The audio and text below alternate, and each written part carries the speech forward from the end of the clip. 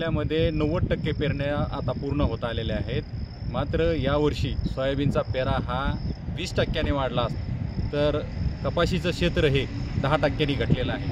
कपाशीचं क्षेत्र घटण्यामागचं मुख्य कारण म्हणजे कपाशीला कमी मिळणारा कमी दर.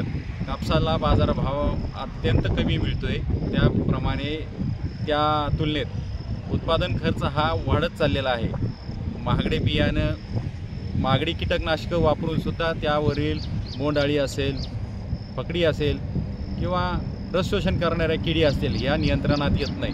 त्यामुळं कपाशी लागवडीकडे शेतकऱ्यांचा कल अत्यल्प आहे आणि पर्यायाने सोयाबीन परवडत जरी नसलं, त्याला दर जरी मिळत नसले तर उत्पादन खर्च त्याचा कमी असल्याकारणाने सोयाबीनचं क्षेत्र हे 20% वाढलेलं आहे, तर कपाशीचं क्षेत्र हे 10% कमी झालेलं आहे.